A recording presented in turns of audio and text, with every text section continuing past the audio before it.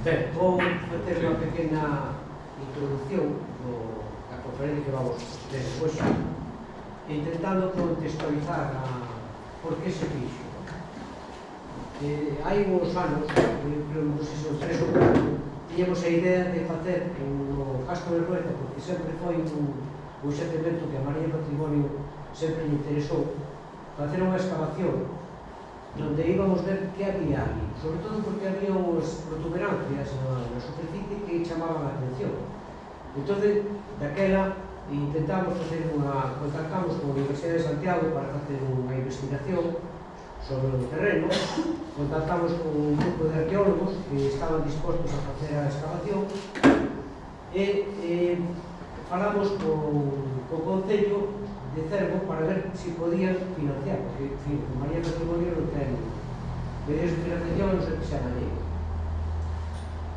En principio, o Concello estaba disposto a financiar, incluso a establecer un convenio de investigación con a Universidade de varios anos, pero todo quedou polo medio porque en ningún bom momento o Concello tiña como preferencia a Atalaya e o seu contorno, entonces deixou de lado outro tipo de xacemento. Ben, pasado o tempo, pasou todo a pandemia, pasou todo o que pasou, entonces, a través da Deputación de Lugo, levamos varios anos con convenios que son subvencións nominativas. E dentro das subvencións nominativas podese establecer proxectos de investigación que serían financiados a través deste convenio. E un deles, no ano 2022, plantexamos unha investigación do Castro Rueda con tan moi suerte que a través de Manuel Gago contactamos con un equipo porque en vez de facer unha excavación o que a suxerencia dele era que se estudiara o xacemento mediante sistemas que eles coñecían ben, que eran sistemas xeofísicos de mínima invasión, donde o que fan é a base de xeorradar e unha serie de técnicas que despois explicarán os conferenciantes, mirar que hai sin necesidade de remover terra nin facer nada máis. Entón, parecemos unha investigación moi interesante e aproveitando o equipo que coñecía a Manolo, contactamos con estas persoas que tedes aquí, que son do Consello de Investigacións Científicas de dous institutos, o ICIPI en Santiago e o Instituto de Arqueoloxía de Mérida en Extremadura. Para toda a investigación, a pesar de non ser, de non remexer a terra, tamén necesitábamos o permiso dos propietarios, porque había que entrar no terreno e había que ter permiso para poder entrar e actuar ali. Contamos con permiso sin ningún problema, gracias a familia de Toño, que foron eles os que conseguiron os permisos e todo foi, a verdade, que estamos encantados porque non puseron ninguna pega. Por outra parte, o Concello tamén lle pedimos como favor, o cual se comprometeron a desbrozar e deixar despexado de vegetación todo o terreno, porque senón os métodos xeofísicos non podían ter a suficiente liquidez de resultados. En ese sentido, puxeron todos os medios necesarios, incluso máis dos que municipales, porque no tempo que tiñamos para facer o control arqueolóxico do desbroce, que tamén era necesario, non había tempo, entón puxeron unha empresa allea. En ese sentido, tamén temos que agradecer ao Concello que se comportara como dixo. Ben, por outra parte, entonces tócame falar moi sucintamente do currículo dos conferenciantes, porque teñen un currículo tan grande que sería imposible, roubaría o tempo de intervención a eles e prefiero ceder. Nada máis que decir que son doutores en arqueoloxía. David é o que traballa no ICIPI de Santiago, no Instituto de Ciencias do Patrimonio, está especializado en arqueoloxía da paisaxe, ten infinidade de traballos de investigación, principalmente no noroeste da Península Ibérica, sobre romanización, prácticas agrícolas e gandeiras das sociedades antiguas, etnoarqueoloxía e culturas sociales prehistóricas. e tradición oral, o sea, unha serie de temas que están conexos coas sociedades que estaban implantadas na idade de Cerro, máis ou menos, despois ele nos dirá algo máis, e especializándose en medios xeopísicos de investigación do terreno. Jesús é doutor en arqueoloxía, non? Pertenece ao Instituto de Arqueoloxía de Mérida, tamén está especializado nos métodos, nos mesmos traballos ou similares que David, e tamén dos que ten publicado numerosos traballos. É un gran coñecedor dos métodos xeofísicos de investigación, entón é o cual entre os dous un equipo impresionante e co cual agradecemos que nos cedera o seu tempo e o seu traballo para facer esta investigación, porque gracias a eso, pues, creo que o resultado foi moi interesante. Entonces, non lles vou deixar roubar máis tempo e que a continuación nos falen.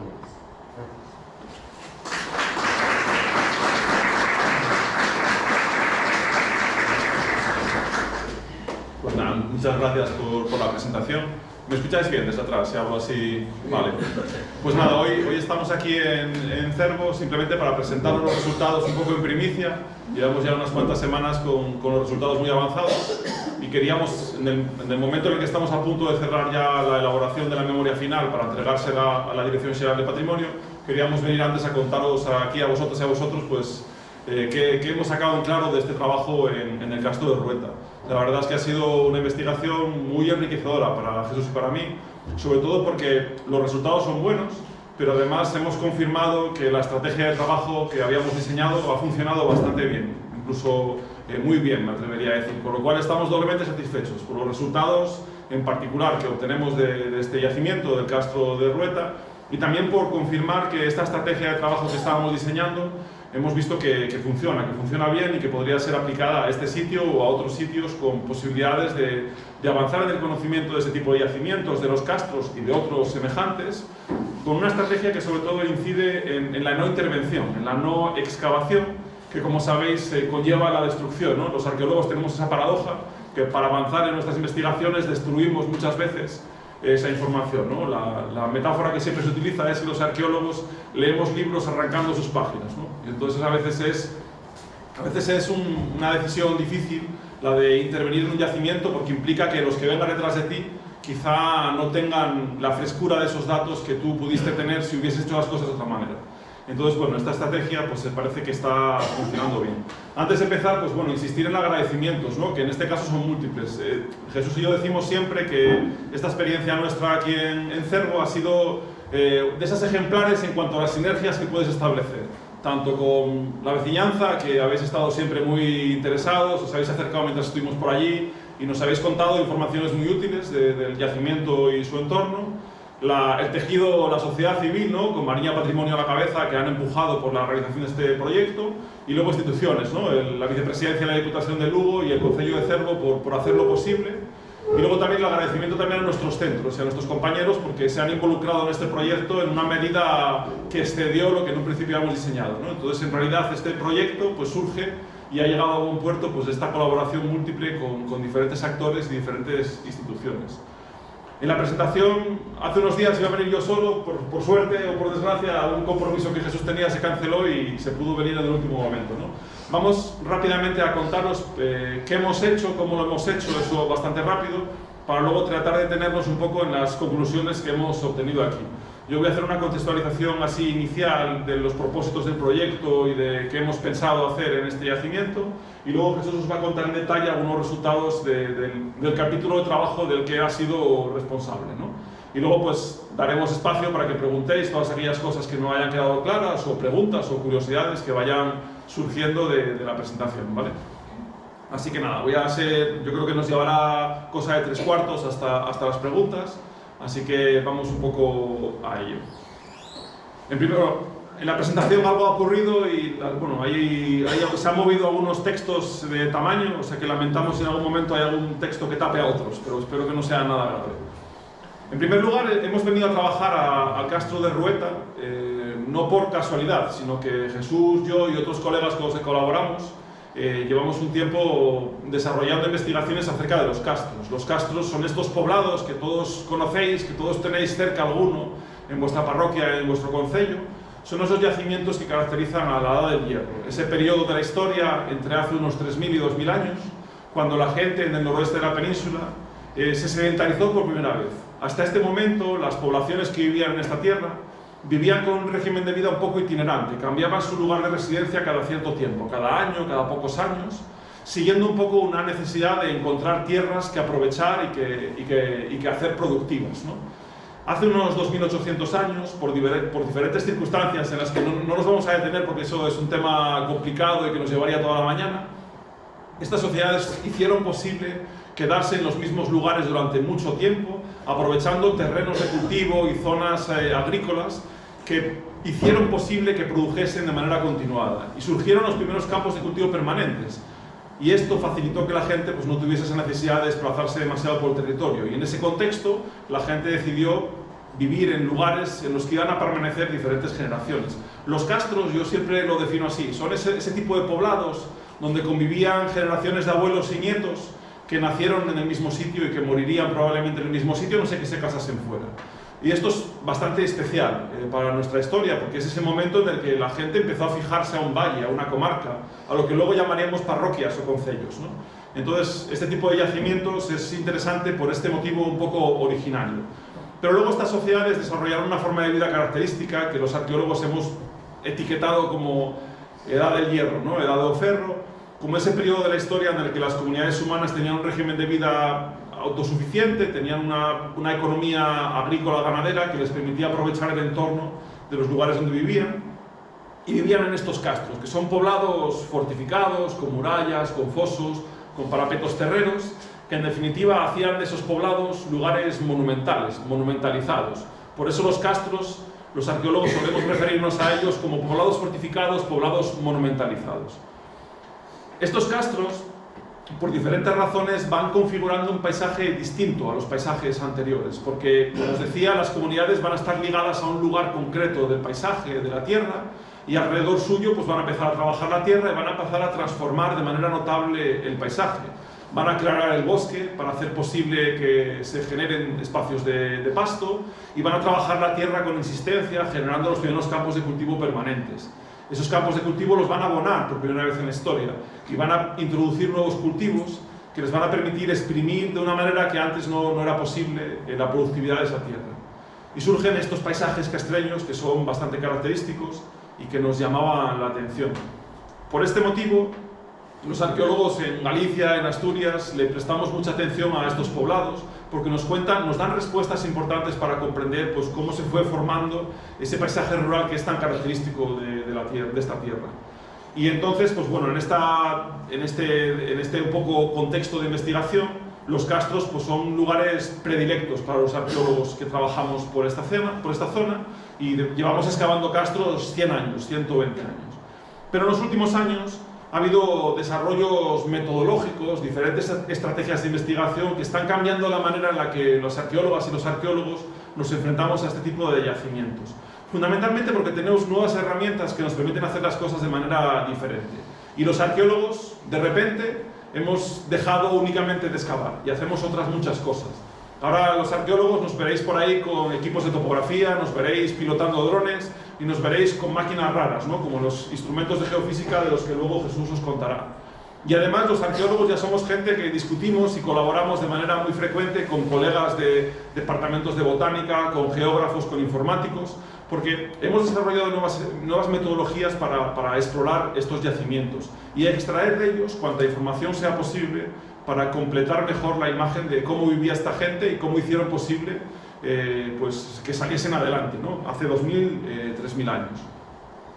Estos nuevos métodos requieren investigaciones diferentes y por ello en los últimos años Jesús, yo y otros colegas de nuestros institutos estamos desarrollando métodos para trabajar sobre la Edad del Hierro, sobre estos yacimientos, haciendo cosas más allá de la excavación.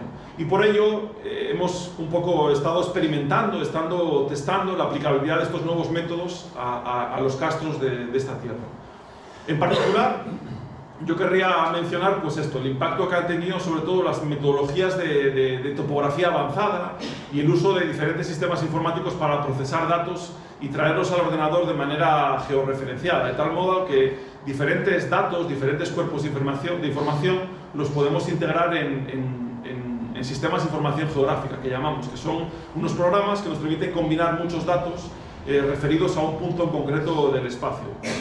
Y estos datos los podemos analizar y podemos realizar muchas preguntas que hace 20, 30 años era difícil hacer con papel y lápiz, ¿no? Sobre planimetrías, sobre planos en papel.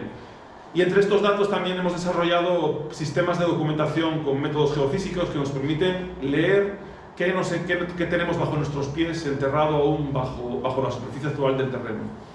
Y todo ello requería encontrar yacimientos donde pudiésemos probar su eficacia en el noroeste, porque todavía no hay mucha tradición por aquí arriba de aplicar este tipo de métodos. Y por ello, cuando surgió la oportunidad, no sé si fue a finales del verano pasado, por mediación de Manuel Gago, nos supimos que María Patrimonio podían estar interesados en realizar una investigación con apoyos que habían logrado reunir en un castro aquí en Cervo, y en nuestra primera visita ya vimos claro que era un yacimiento tremendamente favorable para experimentar algunos de estos métodos y que nos permitían encontrar en Rueta un laboratorio para verificar si estos métodos funcionaban en este tipo de yacimientos. Por eso terminamos llegando aquí. Y es que en los últimos años, en las últimas décadas, veis ahí en pantalla un gráfico que muestra el número de excavaciones e intervenciones que se han realizado en castros en la actual Galicia, hasta 2009, si no recuerdo mal, y vemos cómo las excavaciones en castros en verdad han ido creciendo, han ido aumentando de manera bastante clara, y de hecho estos datos están un poco viejos. Si contemplásemos pues, la crisis de 2009 que hizo que todo se detuviese un poco, pero a continuación se retomó esa intensidad de excavaciones. Las excavaciones abundan, tenemos muchas excavaciones que de hecho los arqueólogos estamos encontrando problemas para procesar e integrar toda esta información que proviene de excavaciones. Y por ello lo que Jesús y yo defendíamos es que sería necesario pensarnos mejor dónde excavar. Y necesitábamos desarrollar métodos y estrategias que nos permitiesen decidir mejor qué castros eran propicios para plantear excavaciones y dentro de esos castros en qué zonas en concreto sería más pertinente excavar. Entonces, antes que seguir excavando más castros que nunca, nos parecía importante definir mejor cuáles eran los castros más interesantes y dentro de ellos qué zonas podían ser las que nos ofreciesen más datos, más información, sobre todo que nos permitiesen responder a preguntas de investigación que nos estuviésemos planteando. Y entonces, en todo este contexto, hace unos años, que yo soy un arqueólogo convencional, yo utilizo algunos métodos, pero no la geofísica, ese es el tema del terreno de Jesús, pues hace ya 2 o 3 años que empecé a convencer a Jesús que se asomase un poco más por Asturias, por León, por Galicia, porque aquí había potencial para desarrollar estos métodos y ayudarnos a decidir mejor en qué lugares excavar para que esa multiplicación de datos fuesen datos provechosos y que de esta manera la inversión, que es costosa para realizar excavaciones, estuviese bien apuntada, bien disparada a lugares donde fuésemos a encontrar mucha información. Y esto nos hizo desarrollar alguna iniciativa previa a esta de Rueta, ¿no? La más interesante ha sido un proyecto que pudimos desarrollar en el castro de Castromao, en Celanova, en Ourense, de la mano de colegas de la empresa Breogana de Arqueología, donde aplicamos estos métodos con buenos resultados. Y vimos ya que en este castro, en Castromao, que conocemos muy bien por excavaciones que se han desarrollado durante décadas desde el siglo XX, hemos visto que efectivamente con la geofísica observamos la existencia de construcciones semejantes a las que ya conocíamos por excavaciones antiguas. Y con los diferentes métodos, con las diferentes estrategias que hemos aplicado ya también aquí en Rueta, veíamos que era viable aplicar este tipo de métodos para recuperar mucha información útil que nos señalaba dónde había construcciones, dónde había restos de actividad humana vinculada a ese castro. Trabajamos un pasito más también en el castro de Punta Mulleres, que está cerca de aquí en Asturias, en Luarca, donde aplicamos estos métodos con el objetivo de definir dónde íbamos a excavar después.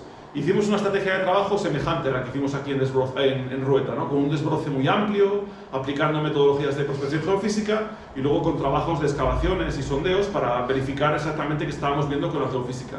Y los resultados han sido también provechosos en el sentido de que la geofísica nos señalaba dónde había anomalías, dónde había cosas raras que se correspondían a actividad humana. Entonces, con esta experiencia previa, pensábamos que era importante ya ir detectando yacimientos, como el de Rueta, donde pudiésemos desplegar estos métodos de manera amplia, muy generalizada, cubriendo toda la extensión posible dentro del castro y también hacia el exterior, para identificar esas anomalías, esos rastros que nos hablasen de la presencia de antiguas construcciones o de zonas de actividad artesana en los poblados dentro y fuera, ¿no? Y entonces, pues nuestra estrategia fue: necesitamos en los próximos años detectar un puñado de castros en Galicia, en Asturias, en León, que estén en diferentes contextos geológicos, que estén en lugares que han sido aprovechados recientemente de manera diferente en intensidad por agricultura, por ganadería, y también que se correspondan con diferentes tradiciones constructivas propias de la Edad del Hierro. De tal manera que en ese manojo de castros pudiésemos verificar qué métodos son los más apropiados en función de la geología, en función de cuánto ha sido la incidencia reciente sobre ese espacio y en función también de qué tipo de arquitectura había en cada zona hace 2000 años, ¿no? De casas más o menos grandes, con diferentes materiales constructivos, este tipo de cuestiones. De tal modo que en los próximos años podamos saber de manera muy precisa qué métodos van a funcionar mejor e incluso poder experimentar qué sistemas de muestreo o de trabajo van a funcionar mejor.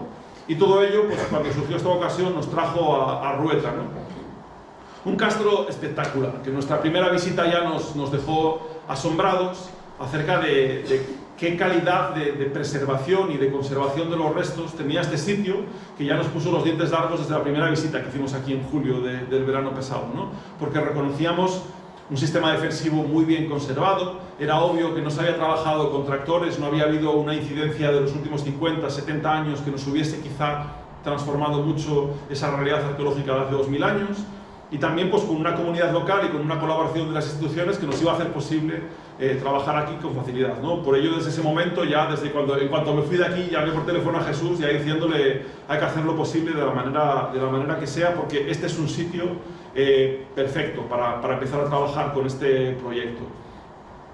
El Castro de Rueta, me imagino que muchas de vosotras y de vosotros lo conocéis ya hace tiempo, desde mucho antes que Jesús y que yo.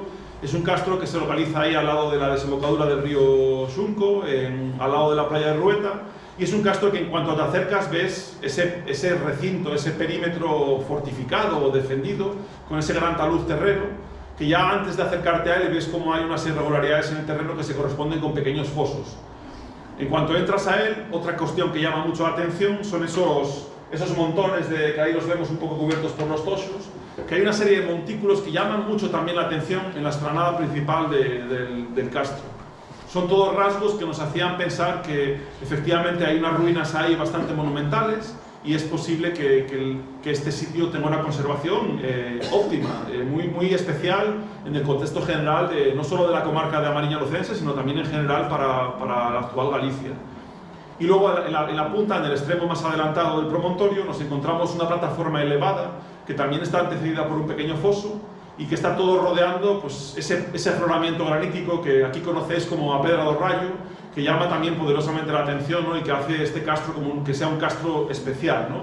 Que no solo es especial por su naturaleza arqueológica, sino que también las condiciones naturales del paisaje, su posición en este tramo concreto de la costa entre Cervo y Burela, hace que este lugar sea un lugar bastante especial.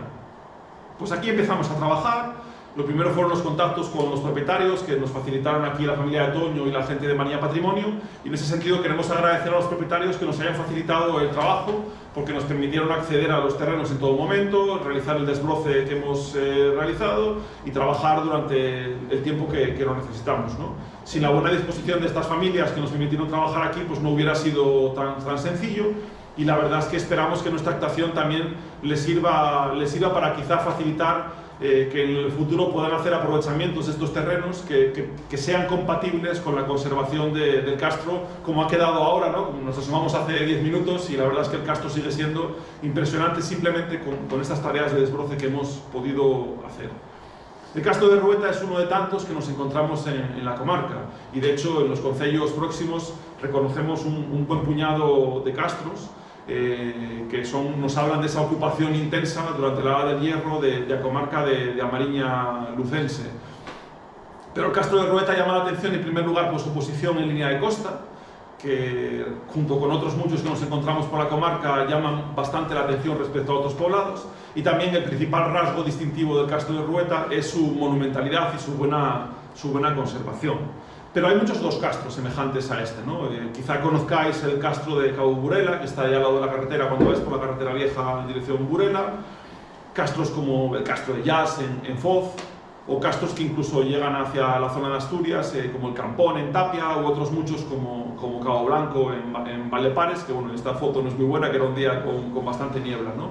Son castros situados en línea de costa y que nos muestran un formato de ocupación del territorio bastante particular, que de alguna manera nos recuerda a Rueta. Son castros que aprovechan estos promontorios costeros para situarse y que fortifican aprovechándose de que la comodidad de defender únicamente pues, el istmo, la base del istmo, en vez de tener que construir un sistema defensivo todo alrededor del castro, como sucede pues, al interior del territorio, ya fuera de la línea de costa.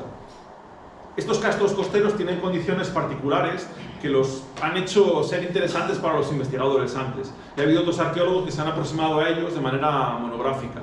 Pero nos interesan aquí para situarnos antes de llegar a Rueta, en cuanto que podemos identificar en ellos pues la existencia de diferentes recintos defensivos, donde reconocemos murallas bastante importantes, antecedidas de fosos, y luego también reconocemos la existencia de pequeños parapetos terreros, como este del Campón. No sé si podéis ver aquí esta línea más interior, que nos habla de cómo el castro estaba protegido por diferentes líneas de defensas. En Cabo Blanco esto no solo lo podemos observar sobre el terreno, sino que hace 10-15 años hubo alguna excavación que nos permitieron reconocer cómo estaban construidos esos sistemas defensivos. Con lo cual, Rueta no es único, ya teníamos información previa que nos permitía pensar, nos permitía adelantarnos a qué podíamos encontrarnos aquí. Todo esto fue importante en la fase previa, antes de aterrizar en Cervo. Aterrizamos con una serie de objetivos que combinaban objetivos científicos, de investigación, queríamos conocer más acerca de la Edad del Hierro y de cómo vivía esta gente.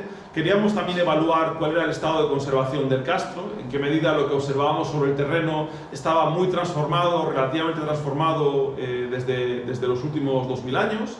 Queríamos caracterizarlo, poder definir bien qué diferentes componentes podíamos con ellos definir este yacimiento para delimitarlo y para pensar cómo protegerlo, cómo investigarlo, cómo gestionarlo en el futuro. Y luego teníamos también un paquete importante de objetivos que van un poco al plano de la divulgación y de la socialización.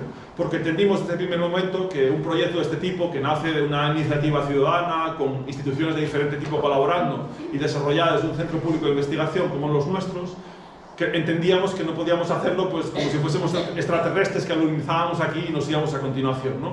Por ello, pues, discutimos con el Concello, con David y con Alfonso y con la gente de Mariña Patrimonio, pues actuaciones para que la gente nos pudiese acompañar en nuestra investigación y que fueses un poco partícipes en la medida que fuese posible de cómo iba avanzando todo, ¿no?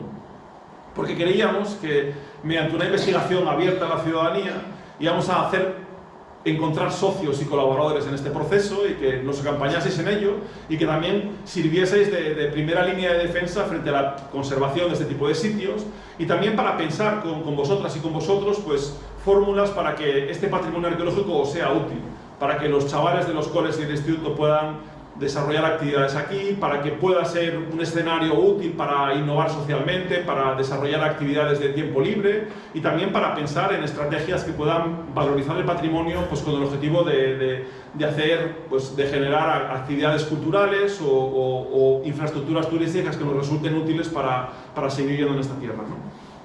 Entonces, pues planificamos un plan de trabajo que hemos desarrollado con éxito. De hecho, en algunos objetivos pues, hemos excedido las metas que nos habíamos marcado al principio.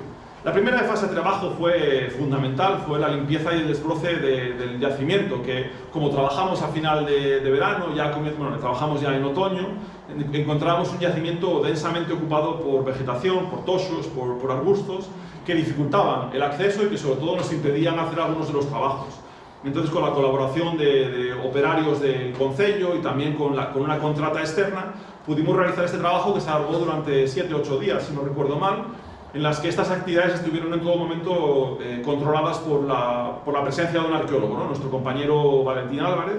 Y simplemente querría destacar pues, el compromiso del Concello de Cervo, que desde el primer momento viabilizó esta actividad, pero no solo la viabilizó, sino que excedió su compromiso inicial, ¿no? Porque nosotros inicialmente preveímos que íbamos a hacer este trabajo durante 3-4 días, pero finalmente tuvimos que trabajar durante 7-8 días y la verdad es que eso, tanto David, que era mi contacto del Concello, como el resto de la corporación, pues estuvieron dirigentes a hacer posible el desarrollo de este trabajo, ¿no? Así que el Concello de Cervo la verdad es que ha viabilizado esta actividad de una manera más allá de nuestros compromisos iniciales, a lo cual agradecemos. Este seguimiento del desbroce de la vegetación fue crucial para programar mejor qué íbamos a hacer a la semana siguiente, porque Valentín nos iba llamando por teléfono y nos iba diciendo pues, qué zonas parecían más propicias para donde íbamos a trabajar a continuación, y también pues, el proceso del trabajo del desbroce y de la limpieza de la vegetación nos permitió reconocer pues, trazas arqueológicas que nos iban ya contando cosas del yacimiento. Y la presencia del arqueólogo, sobre todo, fue importante para que esos trabajos pues, no afectasen la conservación de las evidencias que pudiesen ir apareciendo. Y por ejemplo, ya pues, pudimos observar pues, la presencia de estructuras murarias sobre el castro que nos hablan de la ocupación del poblado en los últimos siglos, ¿no? Como espacio para la ganadería y la agricultura y para la recolección del rozo para abonar los terrenos agrícolas del interior de la rasa. Y también en el proceso de desbroce, por ejemplo, pudimos observar pues, la existencia de algunos petroglifos, algunas marcas presentes en afloramientos graníticos que nos hablan de cómo este yacimiento probablemente fue importante no solo durante la Edad de Hierro, sino quizá también en épocas anteriores. Y esto nos habla de cómo promontorios como el de Rueta son atractivos ya antes de que se instale sobre ellos un poblado fortificado de la Edad del Hierro.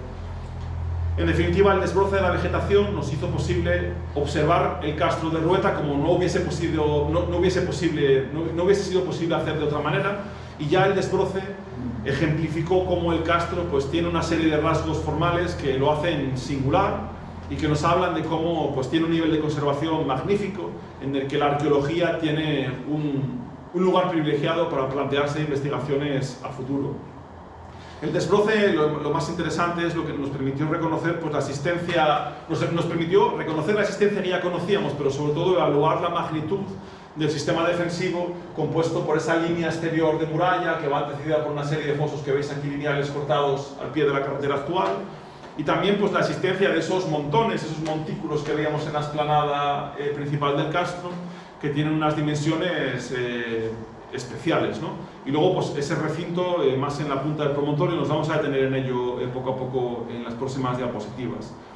El desbroce hizo posible los trabajos posteriores, pero sobre todo, querría insistir en esta idea, hace posible que cualquiera que se acerque al castro de Rueta va a comprender con mucha facilidad cómo es un castro, por qué es importante este castro de Rueta, cómo está compuesto, qué partes tiene este tipo de yacimientos, y el desbroce del yacimiento la verdad es que viabiliza su comprensión. Esta es una idea que quizá podríamos recuperar luego en el debate final.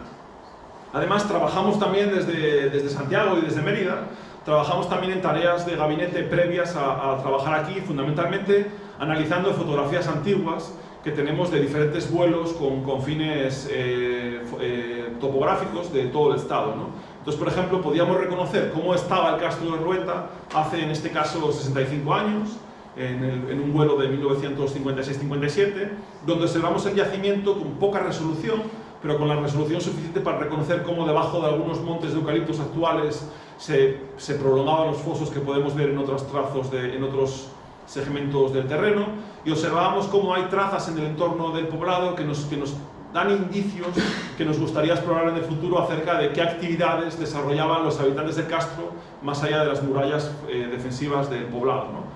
Fotografías más recientes, como esta de finales de los 70, principios de los 80, nos muestran con más detalle la fisonomía del castro, en la que veis por ahí veis las líneas, esta es la línea exterior de defensa, y veis aquí arriba el recinto en torno a Pedra do Rayo, y observamos algunos rasgos en algunas de estas imágenes que nos van contando cómo en los prados inmediatos en los prados, actualmente alguno también hoy es monte, inmediatos al castro, como este de aquí y este de aquí, se ven algunas líneas curiosas, algunas marcas en los cultivos, en los prados, que quizás sería interesante investigar en el futuro, que quizá nos cuenten acerca de esas parcelas antiguas donde trabajaba la tierra pues quien vivía en ese castro hace 2000 años, ¿no?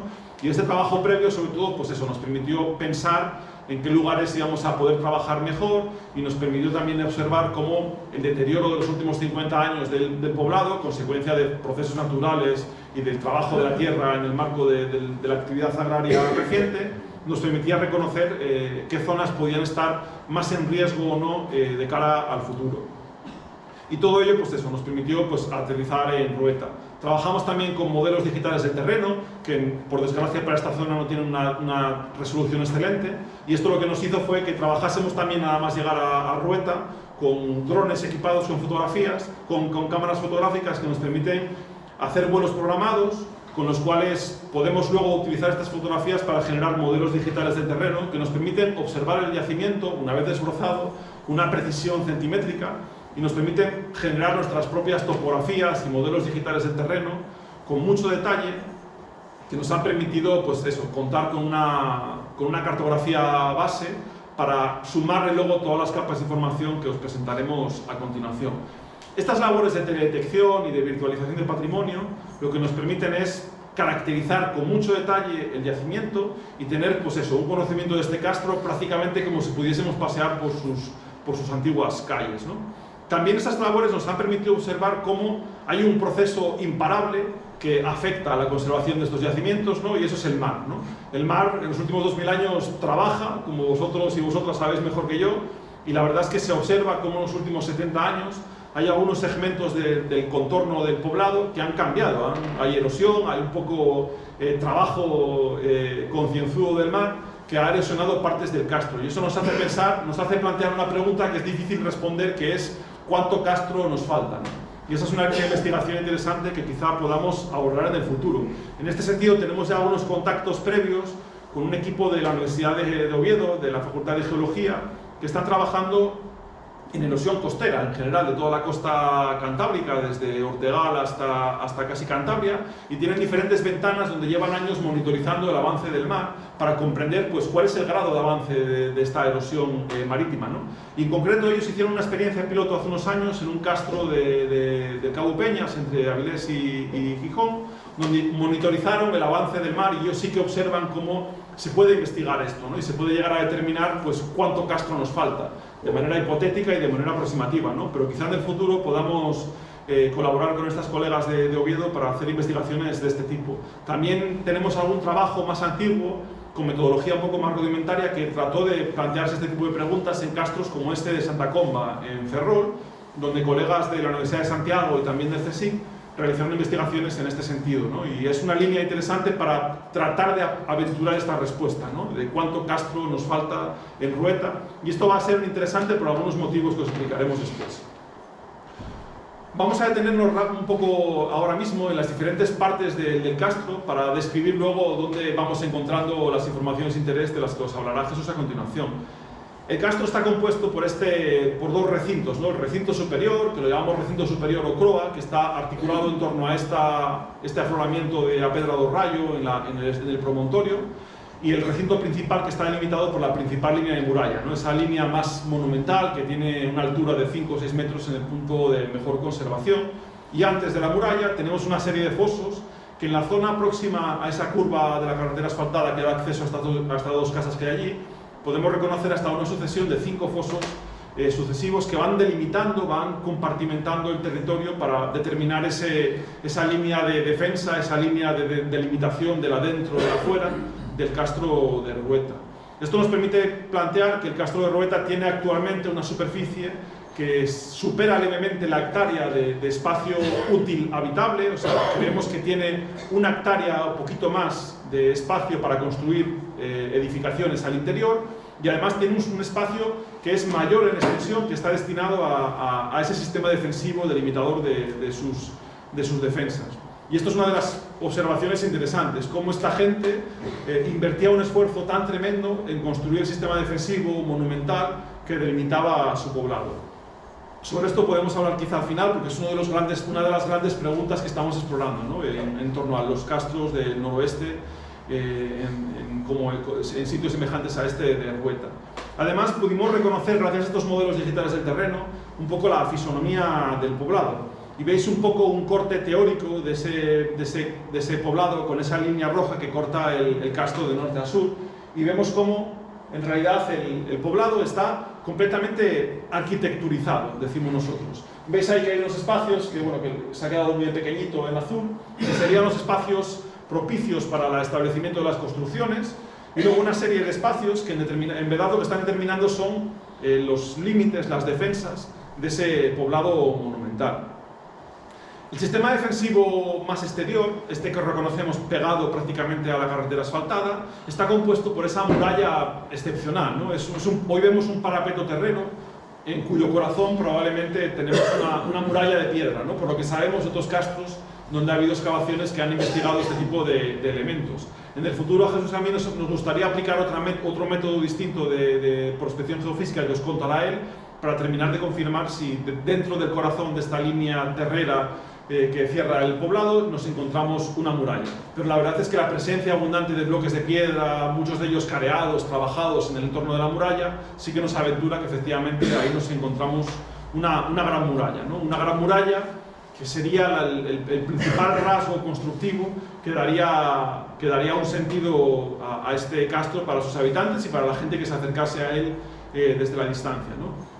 Una muralla que, si os habéis acercado, pues eso, está muy bien conservada y está actualmente, pues eso, levemente transformada por los usos agrarios recientes, que por ejemplo pues han determinado que se construyese ese muro de piedra seca que lo cruza el castro de sur a norte, ¿no?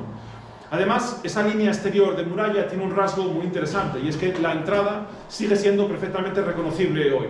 Muchos llegamos al castro y por comodidad tiramos para adelante como burros cruzando la muralla por al lado del muro, pero en verdad la entrada la tenemos un poco a la izquierda. Así que la próxima vez que vayáis al castro de Roeta os invito a que entréis por la puerta, ¿no? Entrad por la puerta, que es esta entrada un poco curiosa. Tenemos la línea de la muralla, que es más o menos lineal, y de repente encontramos una entrada con una abertura hacia la cual se prolonga una línea curva de la muralla, ¿no? Esto lo que configura es una entrada que llamamos entrada en esviaje, que es una entrada en la que fuerza a quien quiera entrar al castro a entrar por un pasillo bastante estrecho, y además están siempre las entradas construidas de tal manera que entres siempre caminando con tu izquierda para el poblado y tu derecha para afuera, porque bueno, sabéis que la mayoría de vosotras y de vosotros sois diestros, ¿no? Son pocos los zurdos. Entonces, esto es una estrategia un poco defensiva habitual en este tipo de poblados. Intentan que si viene gente con malas intenciones, pues que entre con la derecha a la vista.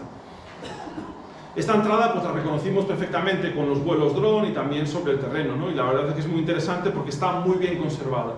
Este tipo de entradas la conocemos en muchos castros de Galicia, hay casos muy bien estudiados en Cantabria y también algunos ejemplos en el norte de Portugal y en el oeste de León. Es uno de los tipos de entradas posibles. Y es que la entrada de los castros es uno de esos puntos de especial interés para sus habitantes, porque no solo es el sitio de más dificultad para su defensa, ¿no? Porque es el lugar donde las amenazas pueden tratar de entrar, sino que también es el lugar por el que la gente que se aproxima al pueblo va acercándose y va teniendo esa experiencia de acercarse al poblado, ¿no? Y estamos observando muchos castros en el noroeste cómo los sistemas defensivos de los castros están fundamentalmente orientados a generar una experiencia de la gente acercándose al poblado, en la que desde cientos de metros antes de llegar al castro vas viendo un castro tremendamente monumental en la distancia, vas teniendo que superar diferentes fosos, diferentes murallas exteriores, parapetos terrenos, que en definitiva va configurando una experiencia en la que hace a la persona que viene de afuera sentirse pequeña frente a ese poblado monumental que han construido sus habitantes. Y estamos observando cómo en muchos castros donde pensábamos que eran simplemente un castro defendido por una muralla y un foso, se reconocen trazas en prados cercanos de esos accesos monumentales. Por eso me detengo en la entrada, lo hace bastante interesante pensar que quizá en esas fincas, más allá de sus eucaliptos, nos encontremos quizá trazas que puedan añadir un poco dificultad, monumentalidad a ese acceso que vivirían las personas que se aproximaban a los poblados. Y esto es porque creemos que las comunidades de la Edad del Hierro tenían daban tanta importancia a su poblado en un sentido identitario, de sentirse orgullosas de ser de ese castro, de referirse como habitantes de ese castro, que intentaban mostrarle a todas las personas que se acercaban esa monumentalidad, esa potencia constructiva y de esfuerzo que podían destinarse estas comunidades a la construcción y a la monumentalización de sus poblados. El recinto principal está lleno de esos montículos y de montones que nos llamaban la atención y que hipotetizábamos acerca de qué podían ser, ¿no? Serán ruinas de construcciones, serán montones de piedras que la gente fue apartando si aprovecharon esto para cultivar, lo cual ya nos habéis dicho que no hay memoria de este tipo de actividad en el interior, o que se corresponden, ¿no? Son afloramientos rocosos, son quizá estructuras extrañas que no conocemos aún, era una de las interrogantes que nos trajeron aquí, ¿no? Y de hecho es que son tremendamente llamativos, son montones de material terrero con algo de piedra que a veces tienen hasta 2 metros de altura. Y los recintos también, es interesante pensar que el recinto principal y también el superior están completamente transformados. Os puede parecer que es el promontorio costero tal cual, pero en el Castro de Rueta hemos reconocido mucho esfuerzo para hacerlo habitable, para hacerlo amable para su ocupación. Y reconocemos diferentes terrazas, reconocemos pequeñas estructuras de terrazamiento y reconocemos espacios preparados para ser ocupados. Y la verdad es que sobre todo llama mucho la atención las terrazas que nos reconocemos a los lados este y oeste del poblado. Esta que esforzamos e investigamos con geofísica y esta otra que tenemos aquí bajo la vegetación, pero que sin embargo hoy, por ejemplo, se ve perfectamente, ¿no? Después del invierno, que todo el helecho y el matorral se ha secado y ha bajado bastante, se observa bien como hay una serie de plataformas que están acondicionando todo el promontorio, con lo cual podemos leer más esfuerzo, ¿no? más sudor invertido en hacer este castro pues, el hogar de una comunidad. Y bueno, vemos ahí como imágenes de esa terraza oriental mirando hacia Burela, ¿no? Y en toda la superficie del recinto principal lo que reconocemos son muchas piedras que son piedras constructivas, son sillares, sillarejos, que algunos están reaprovechados en esos muros que vemos hoy sobre el castro y muchos otros sabemos que en diferentes momentos de la historia fueron extraídos del castro para construir las casas vecinas, ¿no? Incluso quizá algún edificio de más importancia que nos pudiésemos encontrar en el entorno, porque lógicamente si tenemos esta ruina tan grande en el Castro de Rueta con tanto material constructivo fácil de utilizar, pues mejor venir a buscarlo aquí que no ir a otra cantera a sacar más material, ¿no? El recinto superior es el segundo espacio más preparado para la ocupación y la construcción de estructuras y está rodeando pues, ese afloramiento granítico de a Pedra do Raio. En algunos lados lo hemos delimitado con una leve sombra de un talud terrero que quizá podía enmascarar una nueva muralla, una segunda muralla que estuviese delimitando, definiendo este recinto superior. Aquí hay siempre la observación de quizá el recinto más pequeño es de un pequeño castro inicial que luego creció con un nuevo recinto. Este tipo de hipótesis podemos plantearlas, pero solo las podríamos confirmar con excavaciones que nos permitiesen reconocer la cronología de estas estructuras. Y también reconocemos algunos pequeños muretes muy leves sobre el terreno, que no tenemos claro si se corresponden con muros agrarios recientes de unos pocos siglos de antigüedad, que nos hablan de la importancia del Castro de Rueta también, sobre todo probablemente para el aprovisionamiento de rozo, para el abonado de las tierras de cultivo, o que quizá alguno de estos muros pueda ser antiguo, ¿no? Pueda ser propio de esa ocupación antigua del castro. Y luego también en el recinto superior reconocemos también estas obras defensivas, ¿no? Con un pequeño foso que está excavado a los pies del recinto y que nos delimita el recinto superior del recinto principal inferior, y también pues, esa leve muralla que la vemos en algunos tramos. El acceso, estas imágenes de este foso que antecede al recinto superior. Y hay otro rasgo interesante en el recinto superior, que son esas terrazas que miran al mar, que seguro que os fijasteis cuando os acercasteis ahí en el invierno, y es que nos encontramos una pequeña, la ladera que mira hacia el norte, aparece escalonada con estos taludes terreros que los hemos investigado con geofísica y os puede contar de ellos Jesús luego, pero parecen mostrarnos que esa ladera estaba también arquitecturizada. ¿Para qué, me preguntaréis? Yo creo que la respuesta probablemente es que ahí nos falta algo de castro. Ahí el mar se nos llevó algo de castro y probablemente esta es una ladera ataludada, probablemente para consolidar esa ladera frente a una plataforma que nos encontraríamos el promontorio más al norte del castro, que quizá era otro terreno del poblado también ocupado por sus antiguos habitantes. Y bueno, y luego también se me olvidó comentar que el acceso a este recinto superior se produciría probablemente por el extremo occidental de la plataforma, donde aún hoy se observa una leve rampa en la zona que no desbrozamos durante la campaña y que probablemente fuese el acceso original a ese recinto superior. Y en lo alto del recinto superior nos encontramos a Pedra do Raio, ¿no? Que todos y todas conocíais, teníais muy presente en la memoria familiar, en la memoria de la parroquia, como un lugar interesante, que estaba presente en la memoria, se refería a cómo aquí caen los rayos con más frecuencia que en otros puntos, y también referíais que hay marcas en estas rocas que pueden ser interesantes, ¿no? Quizá luego nos podéis contar un poco qué se contaba en vuestras casas sobre estos elementos, porque nos interesa bastante recuperar la información que se haya transmitido de generación en generación sobre estos afloramientos. En ellos lo interesante es que no solo es interesante el afloramiento en sí, que es muy visible, lo hace visible desde la distancia, tanto desde el mar como desde la tierra. Y esto hace que podamos pensar que este extremo del Castro de Rueta no solo sea una punta más, sino que podría ser lo que algunos antropólogos y arqueólogos llaman como monumentos salvajes, monumentos naturales, ¿no? Lugares especiales del territorio que te lleva la mirada cuando caminas por ellos y sin que sepas muy bien qué, pues los recuerdas y se te hacen muy presentes en la memoria, ¿no? Por eso muchas veces planteamos que la gente que fundó los castros hace 3000 años no los puso en cualquier sitio, los puso en sitios que respondían a sus necesidades productivas, cerca de donde iban a trabajar la tierra, cerca de donde les convenía estar, pero probablemente también eligieron sitios especiales, sitios que tenían ya en la memoria antes siquiera de que tuviesen la necesidad de sedentarizarse en algún lugar. Y de hecho, en estos afloramientos nos hemos encontrado marcas de pequeñas cazoletas, pequeñas covachas, excavadas en la roca granítica, que nos hablan quizá de estas actividades antiguas, de las que no sabemos bien qué sentido tenían para estas gentes, pero que probablemente nos hablan de visitas, nos hablan de actividades que desarrollaban en estos sitios con objetivos imprecisos, pero que sin duda convierten a Pedra do Raio en un lugar especial, ¿no? Para los antiguos habitantes de la comarca, como lo es para la memoria familiar de todas vosotras, de todos vosotros. Y en muchos bloques del entorno hemos reconocido muchas marcas antrópicas, ¿no? Muchas marcas probablemente son consecuencia de actividades de cantería, de extraer bloques de piedra quizá recientemente o quizá antiguamente para construir las casas que construyeron aquí quien vivió en Rueta hace 2000 años, pero encontramos también muchas marcas que probablemente sean antiguas, que sean marcas que podamos considerar quizá prehistóricas. Es un tema que no nos motivaba esta intervención y por ello no quisimos detenernos demasiado en ello, porque necesitaría de la colaboración de algún especialista en estos temas que Jesús ni yo no conocemos bien.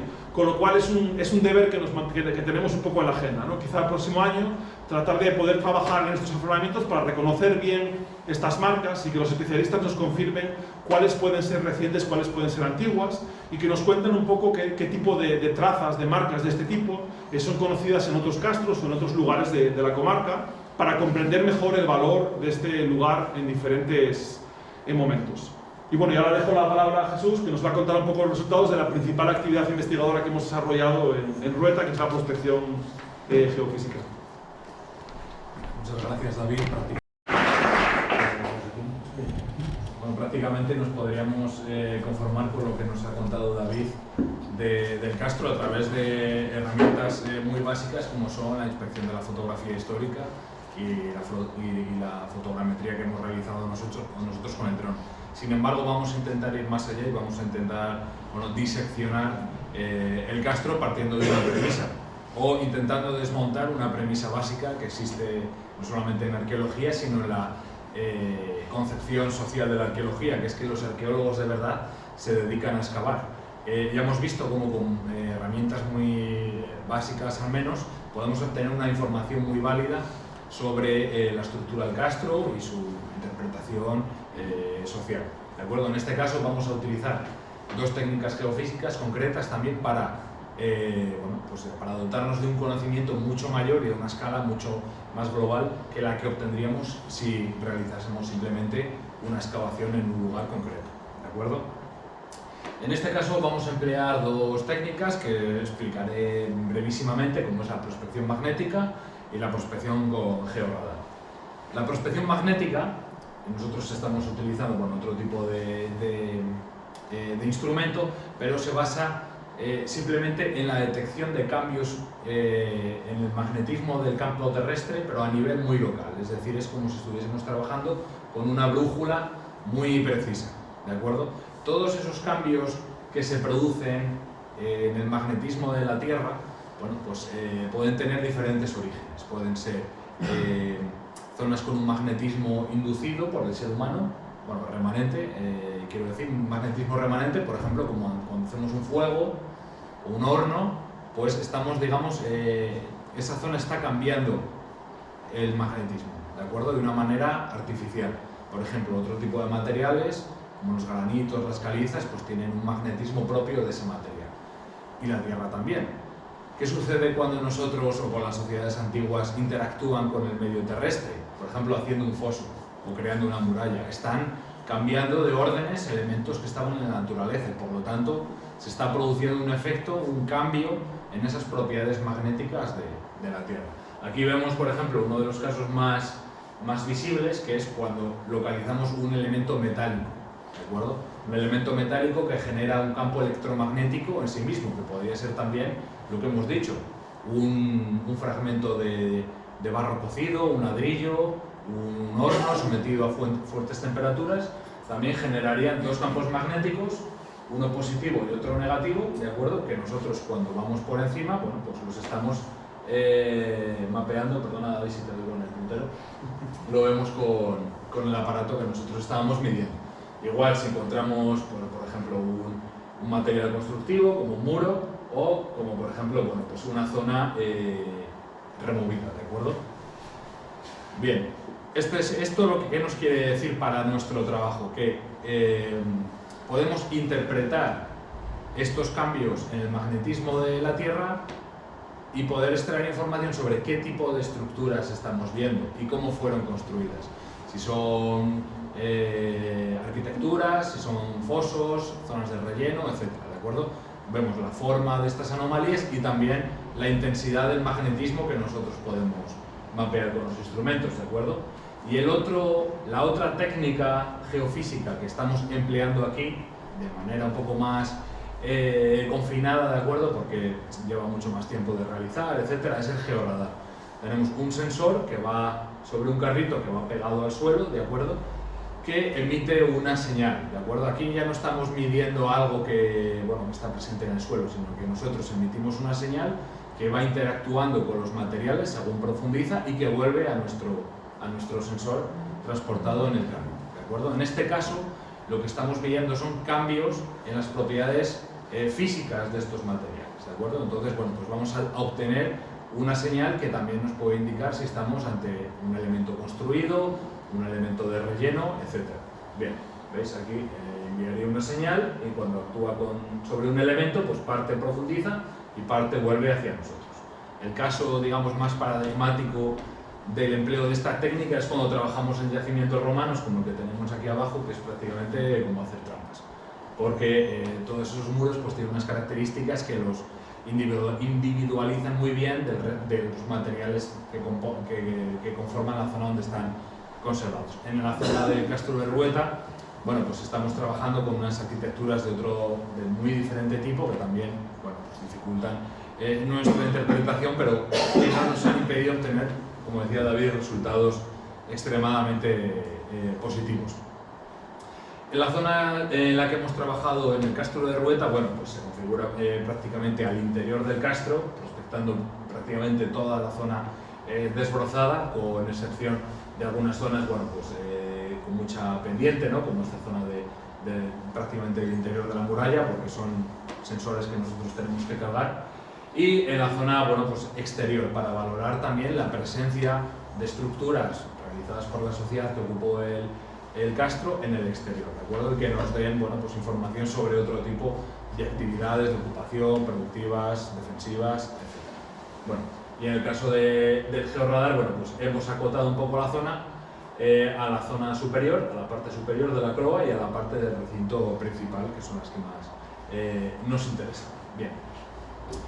Estos son los resultados de la prospección magnética. Bueno, pues estamos prácticamente en la hectárea, que para el caso de Galicia, como podemos discutir después, conforma casi el ejemplo mejor prospectado, o más prospectado, mejor también, claro, en este contexto cultural. Bien, lo que obtenemos, la información básica que obtenemos es la siguiente: es un mapa, ¿de acuerdo?, en 2 dimensiones, que nos da información sobre la intensidad de estos cambios en el magnetismo de la Tierra a nivel local. Puede parecer un galimatías, pero es la base que a nosotros nos sirve para interpretar. Bien, uno de los primeros elementos son estas, bueno, pues, principalmente las zonas que conforman los fosos norte y los fosos meridionales del castro. Aquí lo que estamos viendo son valores negativos, ¿de acuerdo? O, bueno, sí, negativos. Es decir, que aquí lo que estamos viendo son bueno, rellenos y alguna posible construcción, ¿de acuerdo? Esta es quizá uno de los elementos un poco más relevantes que espero que lo podáis ver bien. Si no, me voy a levantar para que se me vea la cámara. Bien, aquí lo que tenemos, lo que estamos viendo aquí son elementos lineales, ¿de acuerdo? Con valores positivos, bueno, con muy poco valor, hay muy poco contraste de todas maneras. Pero esta es la imagen básica que nos está aportando información sobre la presencia de diferentes estructuras circulares, principalmente en la zona interior del castro. Tenemos de hecho varias, tenemos unas 8 en esta zona y luego alguna en la zona superior, ¿de acuerdo? Algunas de ellas se ven muy claramente, como podíamos ver en el caso principal, luego bueno, en los informes, en las publicaciones, pues se podrá ver de forma mucho más clara, pero tenemos pues estas estructuras de forma circular que aparecen muy claramente y que conocemos bien pues gracias a los trabajos realizados anteriormente en otros casos como en la zona de Castromao, etc. Bien, tenemos por lo tanto todas estas zonas y luego una cuestión muy curiosa que es que tenemos elementos de tipo negativo que seguramente formarían bueno, pues el interior de estas pequeñas construcciones, viviendas seguramente, de tipo circular. En algunos de los casos los tenemos justo en el centro, es decir, que tenemos una zona, digamos, bastante removida o afectada en el interior de estas estructuras. En algunas de las zonas las tenemos inmediatamente al exterior porque, bueno, pues también podrían obedecer a otro tipo de funciones, como por ejemplo vertederos, zonas de depósito, etc. Y en algunos casos tenemos incluso pequeñas concentraciones de este tipo de anomalías, pero de tamaño mucho más pequeño, que quizá nos indicarían otro tipo de elementos como hoyos de poste, etc. ¿De acuerdo?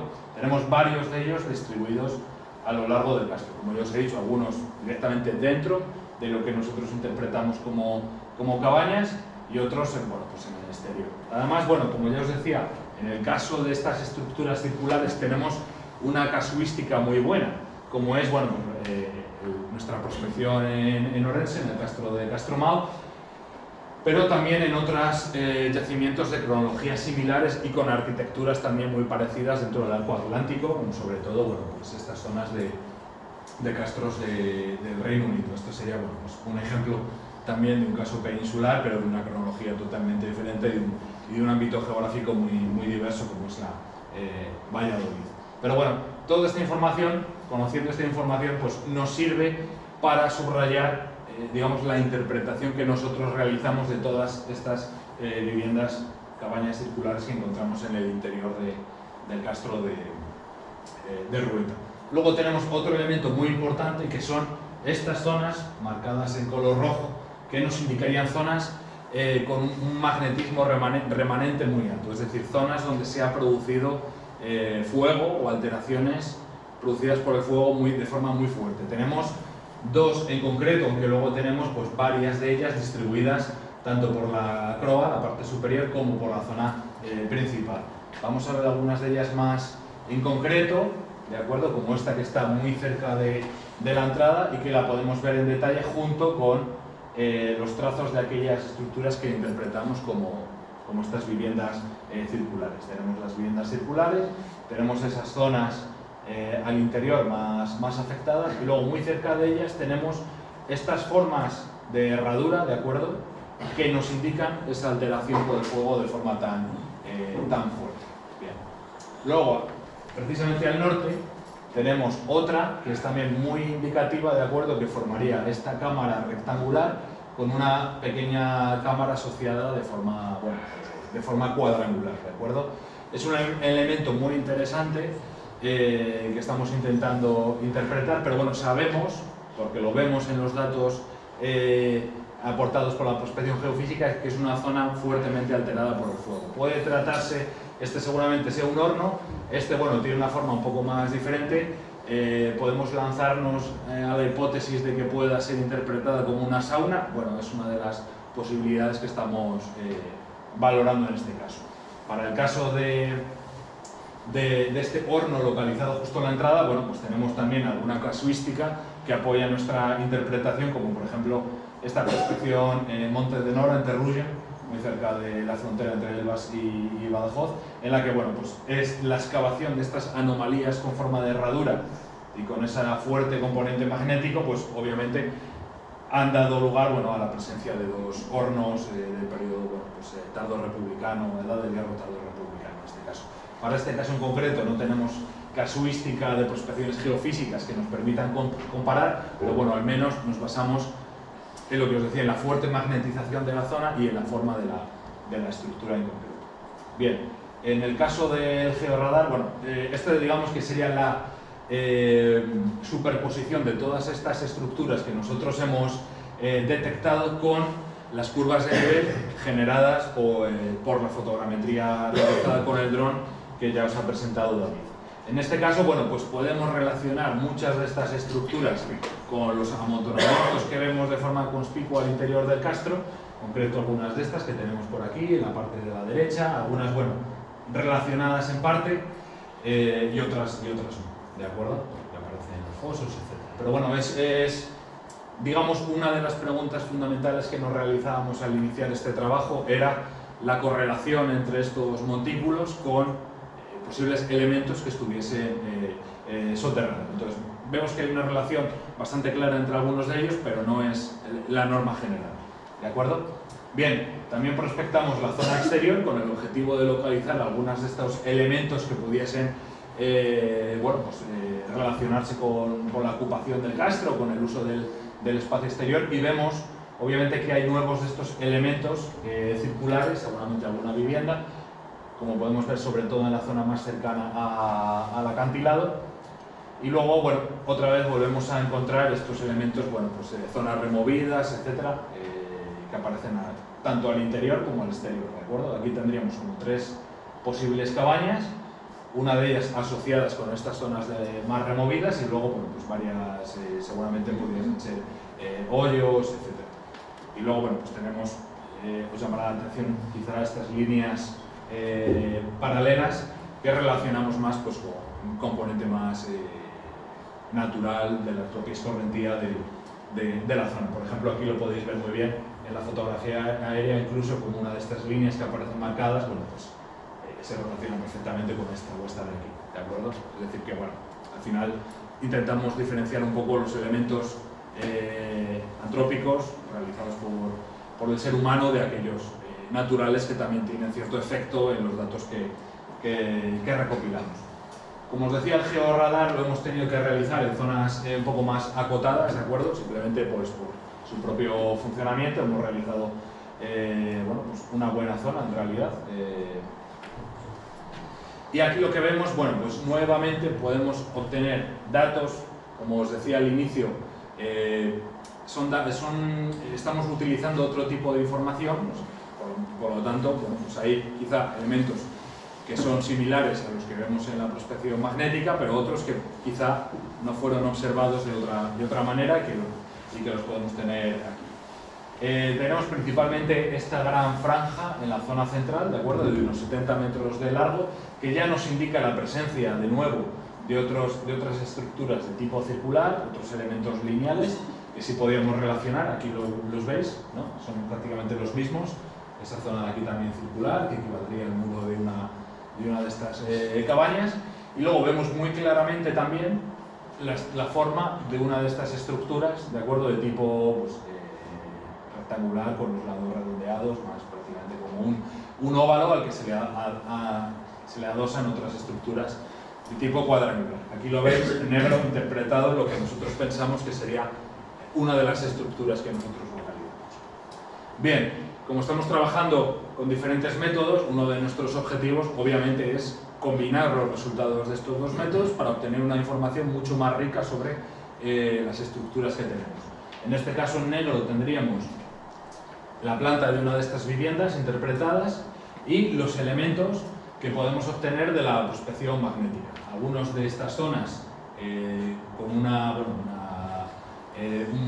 magnetismo elevado, que posiblemente quizá nos estén indicando la presencia de algún hogar, tanto al interior como a la zona exterior, y luego, bueno, pues estas zonas más rosas o violetas, zonas pues quizá de depósitos, zonas removidas, ubicadas al exterior. Bueno, hay algunas que caen dentro, ¿de acuerdo? Pero bueno, esta es, digamos, uno de los grandes resultados, que es la combinación de diferentes métodos para obtener una imagen mucho más rica de cómo se configuraba el interior del castro. Y ya con esto cedo la palabra a David para concluir. Gracias. Y nada, simplemente esto.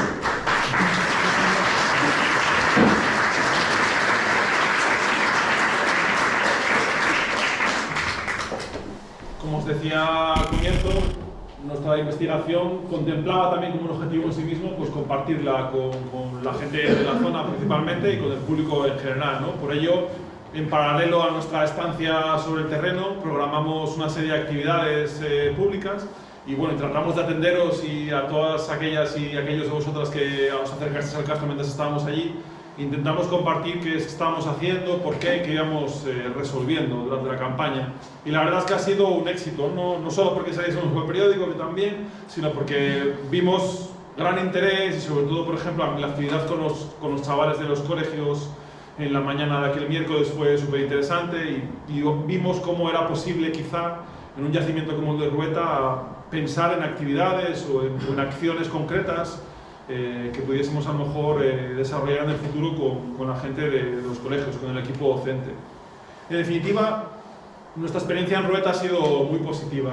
El primer punto no hace falta que lo diga, el castro de Rueta es excepcional por su monumentalidad y por su excelente estado de conservación. Si lo comparamos con otros castros de la zona, hay pocos castros que conozca que tengan este sistema defensivo tan imponente y además con la suerte de estar en un lugar tan expresivo, tan interesante desde la parte paisajística y de experiencia de la gente que se acerca a él.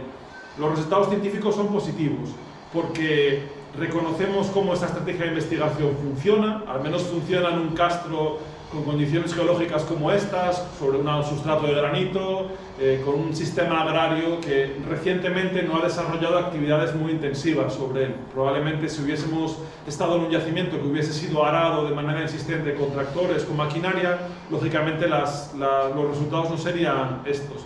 Pero nos habla de un castro densamente construido, situado en un promontorio costero que ha sido de manera sustancialmente transformada. El promontorio de Rueta está arquitecturizado para hacerlo un castro. Y la verdad es que es un sitio con bastante potencial para seguir investigando acerca de preguntas o proyectos que tenemos abiertos para el noroeste. Nos hacemos la pregunta, cuando nos la hacíamos no la sabíamos contestar con claridad, pero ya la hemos podido confirmar, es el castro en el que hemos podido desarrollar una investigación con métodos geofísicos más extenso de Galicia, y esto nos llama la atención acerca de la potencia de este tipo de estrategias investigadoras en este territorio, ¿no? Es un método que nos permite avanzar bastante rápido en el conocimiento de este tipo de yacimientos, lo cual nos permite pues, gestionarlos mejor, podemos preocuparnos de dónde hay que protegerlos bien y dónde no. Nos permite también pensar dónde es necesario realizar medidas correctoras de su conservación y nos permite sobre todo pensar en qué lugares son más propicios para realizar investigaciones invasivas en el futuro. Además, estamos muy contentos de haber detectado evidencias potencialmente interesantes al exterior de lo que actualmente conocíamos como el recinto más exterior del castro, lo cual nos llama la atención acerca de cómo esta gente que vivía en el castro de Rueta, lógicamente trabajaba la tierra en su entorno, lo vivía, lo transformaba, ¿no? Entonces quizá podríamos reconocer pistas en su entorno de aquellas actividades que esta gente desarrollase fuera del poblado, ¿no? Donde trabajaba la tierra, quizá donde tenía pequeñas construcciones anejas para algunas actividades, lugares donde tenía ganado, caminos, límites entre diferentes tierras, espacios de los que apenas tenemos información para el noroeste, y es uno quizá de los objetivos prioritarios para la investigación del futuro. De hecho, tanto Jesús como yo estamos participando en un proyecto que estamos intentando encontrar información de la gente que vive en los castros fuera de ellos. Además, hemos podido constatar, simplemente de haber estado ese par de semanas en el castro, cómo el castro de Rueta no es un lugar más en Cervo, en la comarca, es un lugar especial al cual las sucesivas generaciones que han vivido esta tierra le han dado capas de significados que van más allá de lo normal, ¿no? El castro de Rueta es un lugar reconocido para mucha de la gente que vivís aquí, el afloramiento de Apedrado Rayo y el propio Castro son lugares presentes en la memoria colectiva, y la verdad es que es uno de esos sitios que liga a la gente a la tierra y que ligan a ese lugar historias, narraciones que quizás se han transmitido a lo largo de generaciones. Por ello, el Castro de Rueta es un lugar interesante, más allá de que sea un sitio importante para conocer la arqueología de la Edad del Hierro. Además, con brevedad, porque no hemos hecho una campaña muy larga y la actuación tuvo que ser contenida en el tiempo, hemos visto cómo hacer ciencia abierta, ¿no? Ciencia abierta a los visitantes, a las comunidades locales, a los escolares, es provechoso porque nos permite pensar distinto, nos fuerza a los científicos a pensar nuestras investigaciones en relación con los intereses y las demandas de la ciudadanía del entorno, y ha sido una experiencia muy provechosa.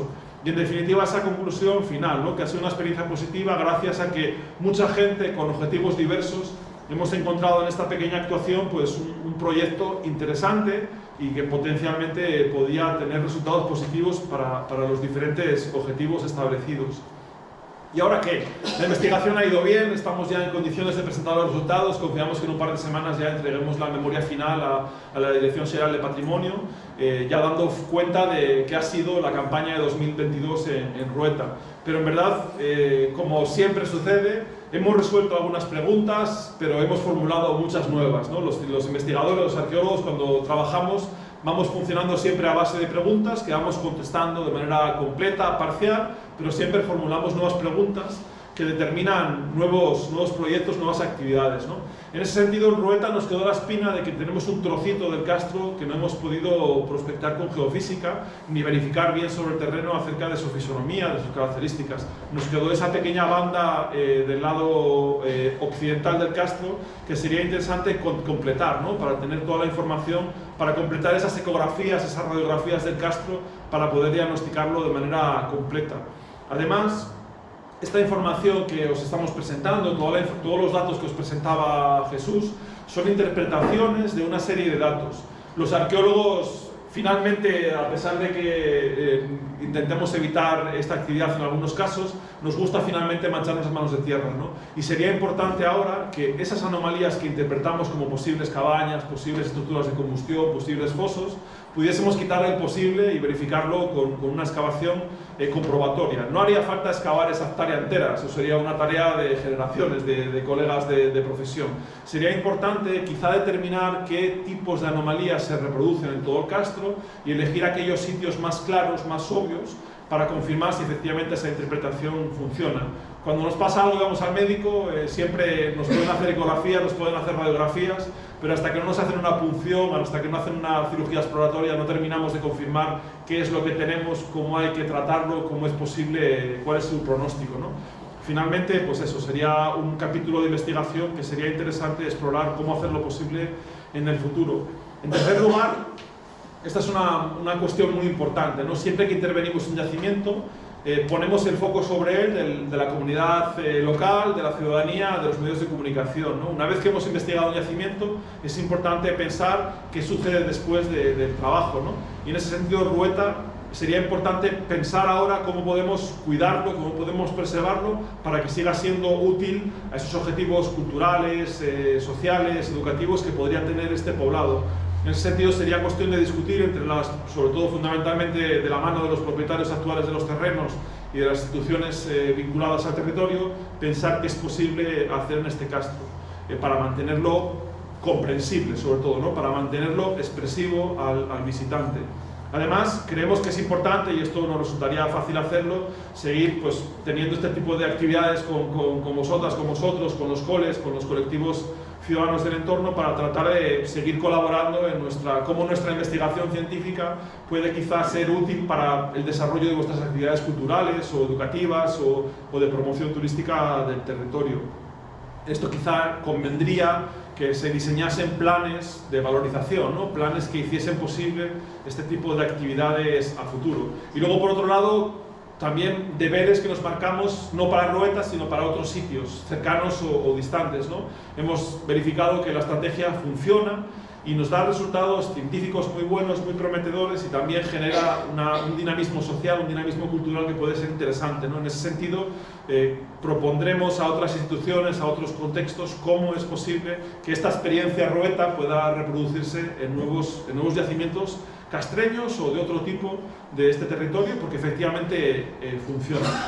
Y nada más, terminar agradeciendo, bueno, se ha descuadrado toda la diapositiva, todo este equipo pues, nos ha tocado a Jesús y a mí ser que nos presentemos esto, pero lo hemos hecho posible con la colaboración de muchos colegas de nuestros institutos y profesionales de otros centros que han hecho posible esta investigación. Y una vez más, pues agradecer pues, el carácter dinamizador de Mariña Patrimonio para atraernos a este territorio a desarrollar nuestras investigaciones, y también a las instituciones que hicieron posible pues, la financiación y el sostenimiento de este proyecto. Aquí había un vídeo que lamentablemente no se ve, tenéis que disculparme, pero simplemente eso, ¿no? Concluir con esta reflexión final de cuán importante, cuán potencialmente relevante puede ser este Castro de Urrueta con diferentes objetivos. Así que ahora simplemente podemos conversar un poco acerca de qué dudas, qué aclaraciones nos demandáis, y ya podemos pasar luego a un debate más general. Pues eso, muchas gracias por pasar esta sesión verbú con nosotros.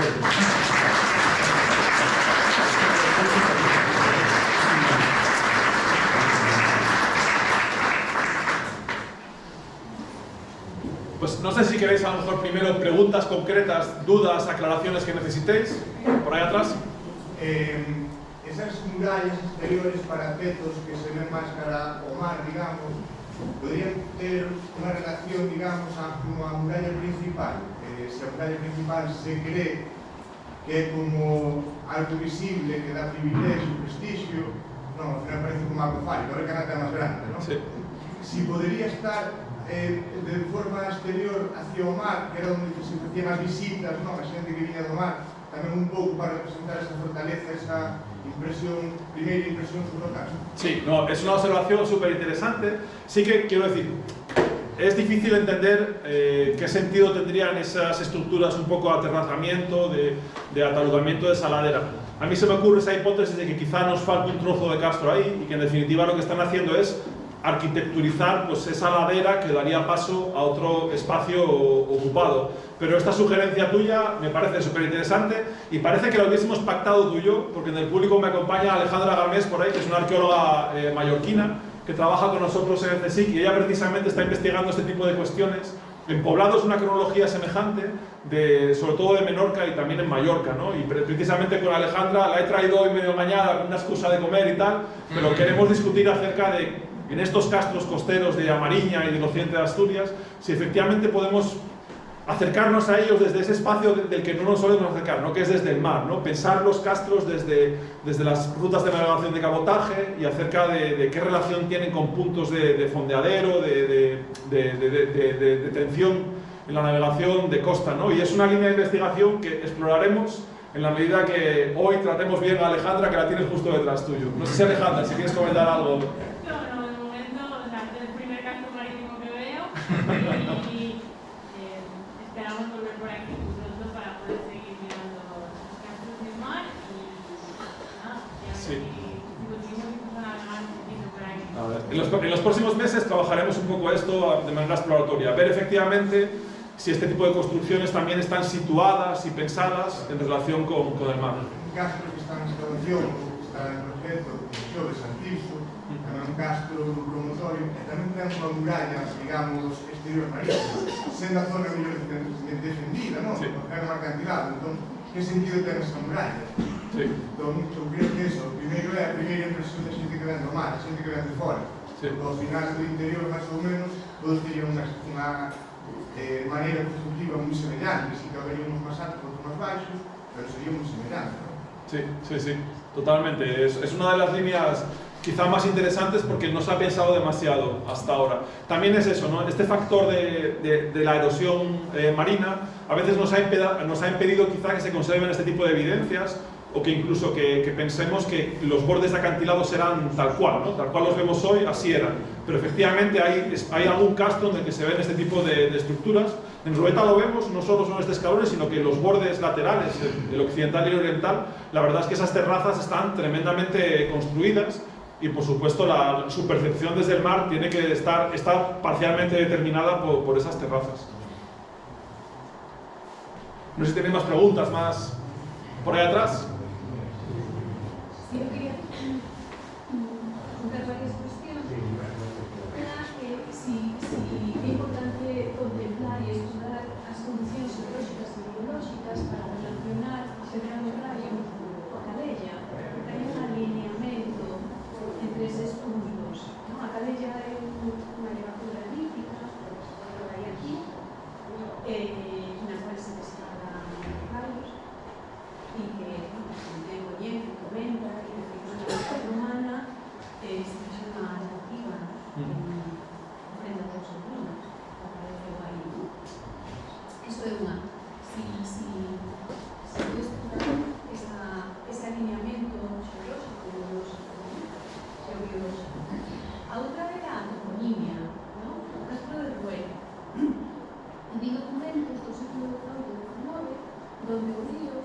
non se nomea como río Xunco, senón como río Rúa. E río Rúa, que desemboca aí, no Castro da Rúa. Sí, hai unha relación entre o nome do río e o topónimo dos documentos, non? E logo que observo desde a arqueoloxía estudase a intervención constructiva dos xacementos, non?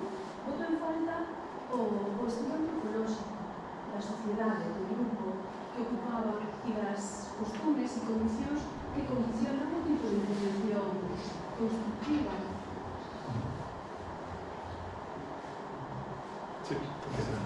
Sí, no, esto último, claro, es fundamental. En esta presentación no me he detenido en ello, pero es el tema principal de mi investigación. Quiero decir, a mí me interesa de los castros la gente que vivía en ellos, lógicamente. Entonces, las preguntas de investigación siempre las orientamos a tratar de responder, pues, cómo esa forma de vida cobró sentido en este contexto particular, ¿no? Y cómo la gente que vivía en los castros, porque vivía en los castros, vivía de una manera determinada, ¿no? En ese sentido, es uno de los principales temas de debate en la investigación arqueológica actual, ¿no? Comprender cómo estas sociedades humanas se organizaban, cómo gestionaban el poder internamente, cómo funcionaban en relación con la subsistencia y con la producción de la tierra. Eso es uno de los temas de debate. Y la verdad es que eso es una línea de reflexión fundamental para avanzar en el conocimiento de esta gente, ¿no? Porque en el fondo estamos tratando de aproximarnos a los yacimientos donde vivía esta gente y tenemos que pensar estos yacimientos, los castros, como esa esfera cotidiana de la socialización, de la vecinanza y de sus relaciones con sus vecinos del castro y con los vecinos de los castros próximos, ¿no?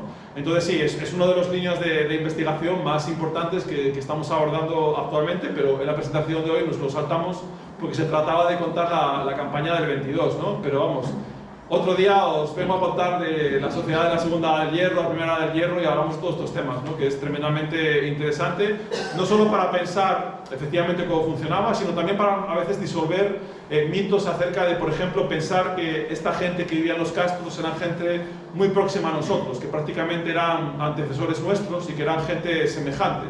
Muchas veces también es súper interesante poner distancia y tratar de pensar en estas sociedades con cierta distancia sociológica, antropológica, para comprender cómo no necesariamente eran gente muy parecida a nosotros y podían tener rasgos culturales distintos.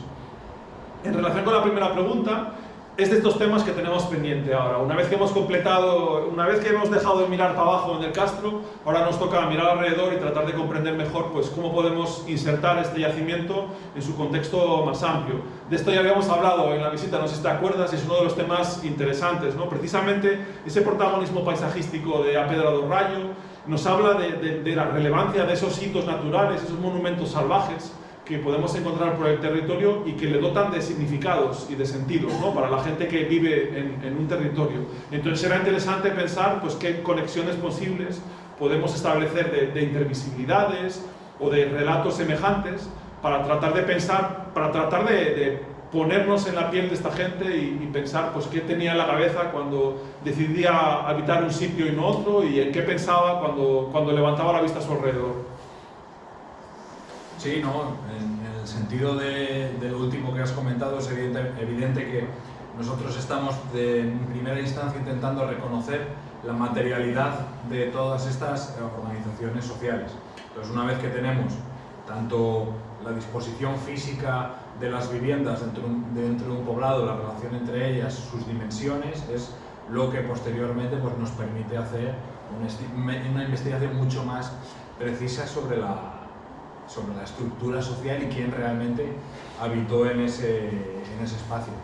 Incluso, bueno, pues, dotándole de más capas de información conforme profundicemos en la investigación, como es la cronología, la funcionalidad, la materialidad que acompaña estos espacios, etc. Simplemente presentamos, bueno, pues, esto como primera aproximación, que es lo que como arqueólogos, lo que nos da la base material para continuar este tipo de estudios.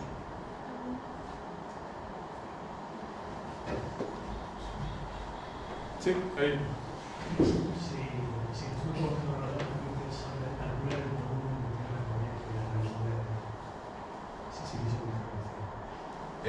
Bueno, con con el estudio del georradar lo que sí es cierto que podemos observar también la profundidad a la que se encuentran estos espacios y valorar y afinar un poco más nuestras estrategias. ¿Sí? Sería posible conocer, por lo menos, claro, si tú defines, digamos, un perímetro, nosotros los arqueólogos hacemos agujeros cuadrados, pues defines ese cuadrado, ¿no? Entonces puedes valorar, pues habría que, la estructura que podríamos estar buscando, pues estaría entre, yo qué sé, 1 metro, 2 metros, etc. Sí, se puede cuantificar. Sí, por eso este tipo de estrategias de investigación nos permiten obtener respuestas científicas, pero son excelentes para planificar. Porque efectivamente podemos evaluar, oye, pues sí, parece que la ruina la reconocemos a partir de medio metro de profundidad, entonces ya te permite pensar, bueno, pues con el equipo que tenemos, ¿qué podemos asumir, ¿no? Entonces esta es la gran ventaja que nos ofrecen este tipo de métodos.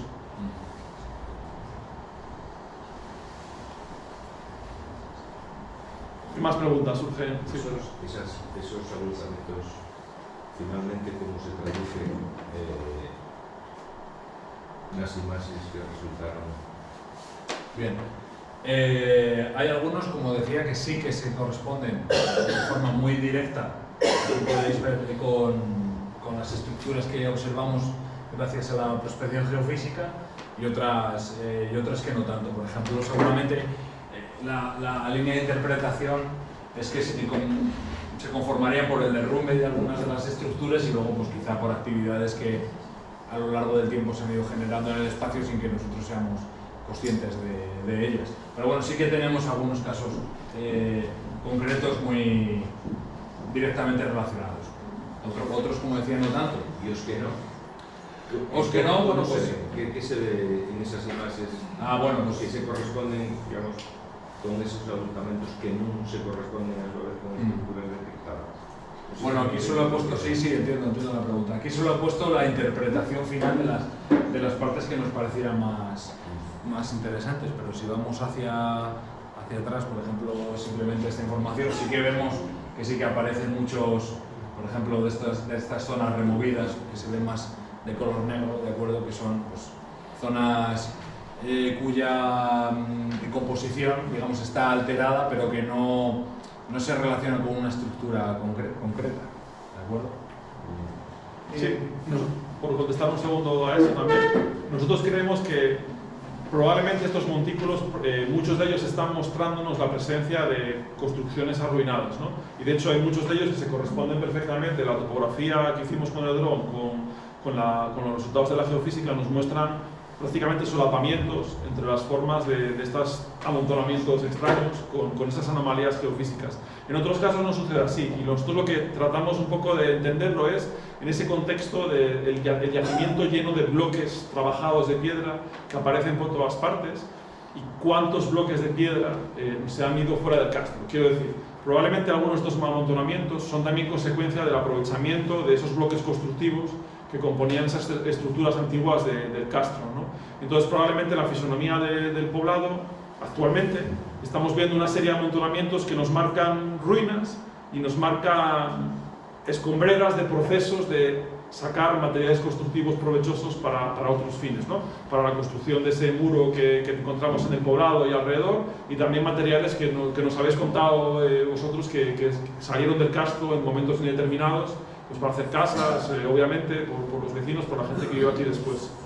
Así que eso, es interesante esta lectura, porque también nos habla, la presencia de estos montones, según los hemos un poco caracterizado, también lo que nos habla es de que la conservación, más allá de esas actividades de reaprovechar material constructiva, tiene que ser buena del castro. Creemos que el registro arqueológico por debajo de los montones va a ser bastante bueno, bastante aceptable. Sí que es verdad que, por ejemplo, con la prospección con georradar hemos intervenido en una zona que está entre los montones, ¿de acuerdo? Simplemente por realizar un trabajo de forma un poco más dinámica, ¿no? Entonces es posible, si en algún momento podemos intervenir o prospectar en otras zonas del castro, que el georradar pues, pueda observar qué hay, lo que forma el montículo o qué hay por debajo del montículo, ¿de acuerdo? una cuestión técnica un poco más compleja, pero bueno. La prospección magnética no nos permite hacer diferencias en la profundidad a la que encontramos los datos. Entonces es posible que estemos observando únicamente el centro del montículo, no lo que por debajo en algunas ocasiones. ¿Qué más preguntas? A mí me gustaría preguntaros a vosotros. No sé si qué nos podéis contar de lo que se contaba en vuestras casas acerca del Castro y de la Pedra do Rayo, que es un poco, son los temas estrella, ¿no? O sea, ¿qué memoria familiar tenéis en relación con el Castro, ya sea desde tierra o desde el mar? Y también acerca de historias que os haya llegado de a Pedra do Rayo, más allá de que, bueno, pues que ahí caían preferentemente los rayos, que atraía los rayos pues porque habría algún afloramiento o lo que fuese de mineral. ¿Qué nos contáis?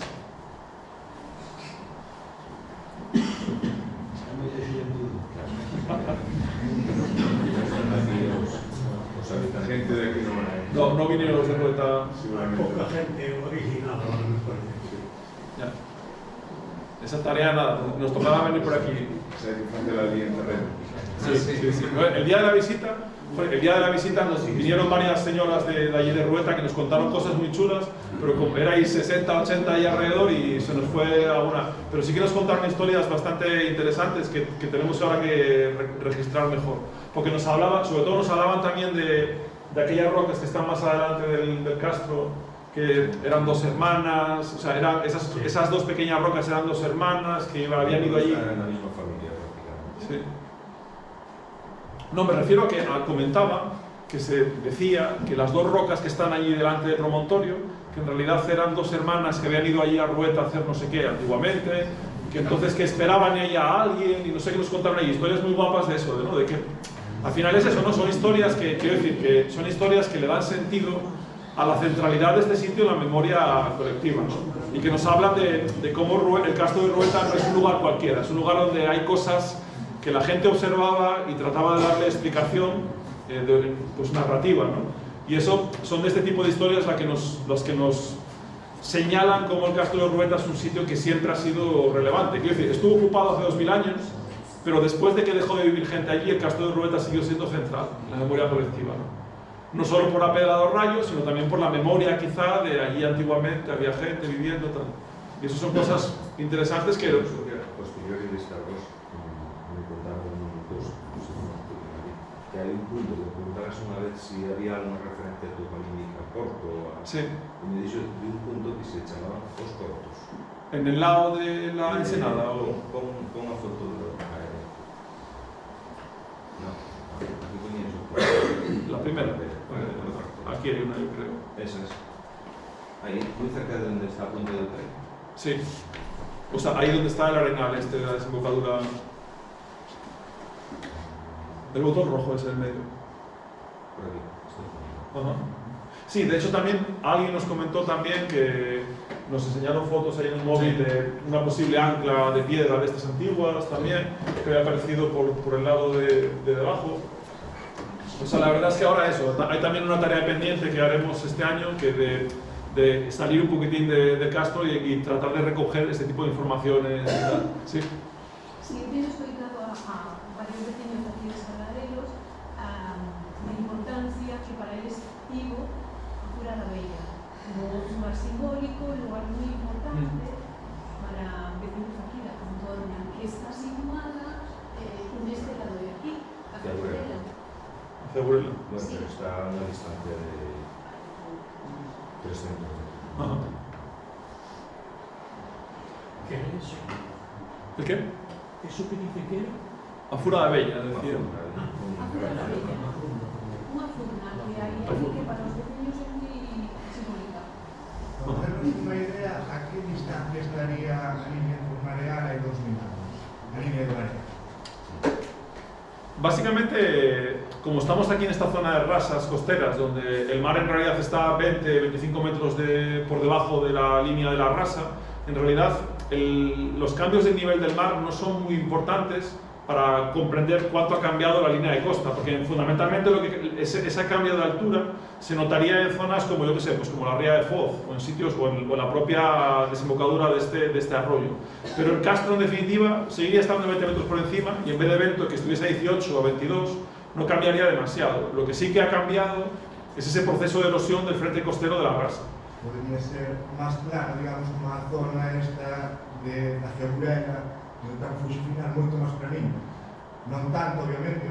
Podría ser, pero no tanto, no creo, porque la verdad es que la topografía general del terreno ahí en la zona de Ruetas sí que nos marca la presencia de esa rasa, que en realidad es un antiquísimo fondo marino, y se queda así como muy plano, ¿no? Está levemente volcado hacia este lado, hacia la parte de Amariño Occidental, pero la topografía del terreno en Rueta no es como otros puntos donde sí que podemos esperar que esa paulatina caída hacia el mar sí que tuviese un significado importante con los cambios en nivel del mar.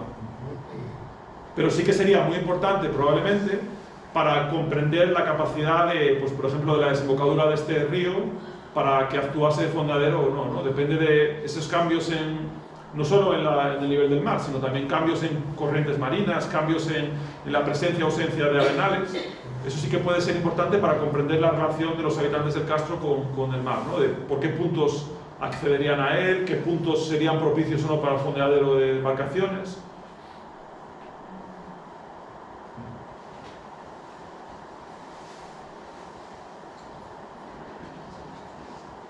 Pues nada, muchísimas gracias por vuestra atención.